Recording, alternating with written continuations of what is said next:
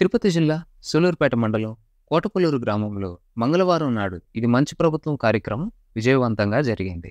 ఈ కార్యక్రమంలో ముఖ్య అతిథిగా తిరుపతి జిల్లా కలెక్టర్ ఎస్ వెంకటేశ్వర్, స్థానిక ఎమ్మెల్యే నెలవల విజయశ్రీ పాల్గొన్నారు. ఈ సందర్భంగా ఎమ్మెల్యే విజయశ్రీ మాట్లాడుతూ, మునుపటి ప్రభుత్వ ఆర్థిక సంక్షోభం నుండి రాష్ట్రాన్ని బయటపడేసి అభివృద్ధి పదంలో నడిపించడంలో ప్రస్తుత కూటమి ప్రభుత్వం కీలక పాత్ర పోషించింది అని తెలిపారు. కొత్త ప్రభుత్వ పాలన మొదటి 100 రోజుల్లోనే ప్రజల విశ్వాసాన్ని గెలుచుకున్నామన్నారు.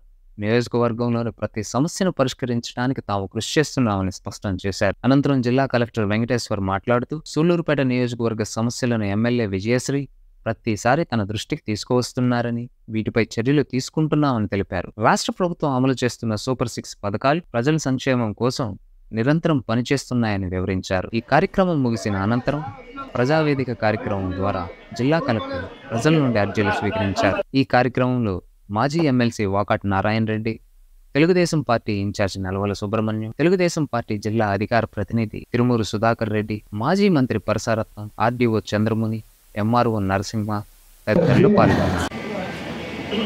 ఇది మంచి ప్రభుత్వం కార్యక్రమం. ప్రతి మండలంలో ఏదో గ్రామంలో నిర్వహించడం జరుగుతూ ఉంది. మరి ఈ 100 రోజుల్లో మనం ఎలాంటి కార్యక్రమాలు చేసుకున్నాం,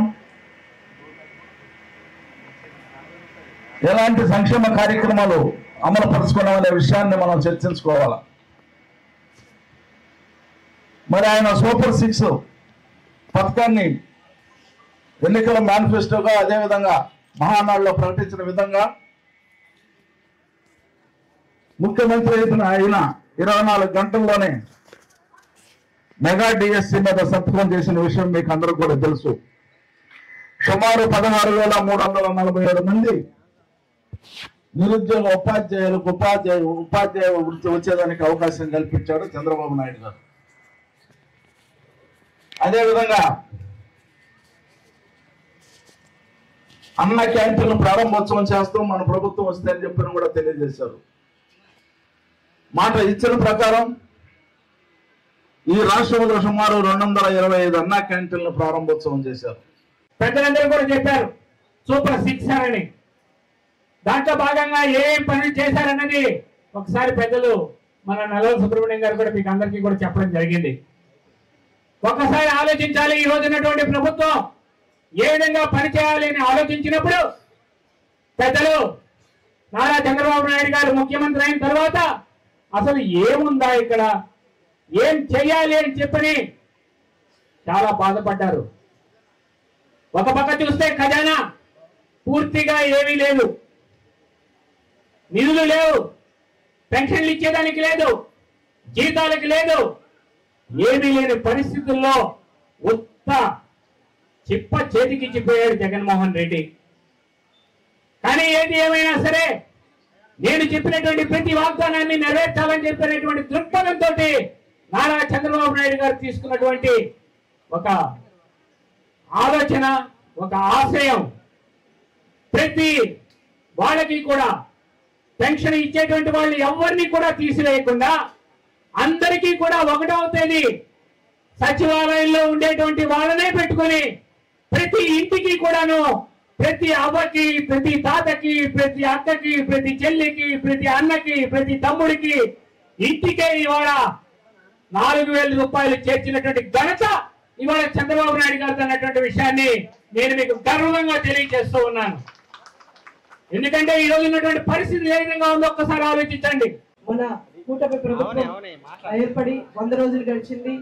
ఈ 100 రోజుల్లో మన ప్రియతమ నాయకుడు నారా చంద్రబాబు నాయుడు గారు ఆయన హామీ ఇచ్చినట్టుగానే మొదటిగా మెగా డిఎస్సి మీద సంతకం చేశారు. 16,400 నిరుద్యోగులకి ఉద్యోగ అవకాశాలు కల్పించారు. అలాగే ఆయన చెప్పినట్టు 60 సంవత్సరాలు పైబడిన ప్రతి ఒక్కరికి 4,000 పెన్షన్ పెంచడం జరిగింది. ఏప్రిల్ నుంచి మే, జూన్ 3 నెలలు కలిపి జూలై 1వ తారీఖున 7,000 ఇచ్చారు. అలాగే తర్వాత ప్రతి నెల 4,000 పెన్షన్ అందజేస్తున్నారు. అధికారులతో పాటు ప్రజా ప్రతినిధులు కూడా వెళ్ళి ప్రతి ఒక్కరికి ఇంటింటికి వెళ్ళి 4,000 పెన్షన్ అందజేస్తున్నారు. అలాగే ఆయన చెప్పినట్టుగా అంతకుముందు ప్రభుత్వం అన్న క్యాంటీన్లు మూసివేశారు. దాన్ని పునరుద్ధరణ చేసి ఇప్పుడు నాయుడుపేటలోని సూలూరుపేటలోని 2 అన్నా క్యాంటీన్లు ప్రారంభించడం అయింది. 5 రూపాయలకే పేదవాడికి నాణ్యమైన భోజనం అందిస్తున్నారు. ఇలాగా ఆయన సూపర్ 6 లో చెప్పిన ప్రతి ఒక్క పథకాన్ని ఒక్కొక్కటిగా అమలు చేసుకుంటూ వస్తున్నారు. ఆయన చెప్పిన 3 గ్యాస్ సిలిండర్లు కూడా దీవాళీ నుంచి స్టార్ట్ అవుతాయి. అలాగే ఆయన చెప్పిన మహిళలకి ఉచిత బస్సు ప్రయాణం కూడా త్వరలోనే మొదలవుతుంది. తల్లికి వందనం కూడా త్వరలోనే ఇస్తారు. ఇలా సంక్షేమ పథకాలే కాకుండా మన ప్రియతమ నాయకుడు నారా చంద్రబాబు నాయుడు గారు ఆదేశాల మేరకు, మన కలెక్టర్ గారి ఆదేశాల మేరకు మన మండలంకి 2 కోట్ల లెక్కన 6 మండలాలకి 12 కోట్లు మంజూరైంది. దీనికి ప్రతి గ్రామానికి సీసీ రోడ్లు కావచ్చు, డ్రైనేజీలు ఇవన్నీ చేసుకునే అవకాశం ఉంది.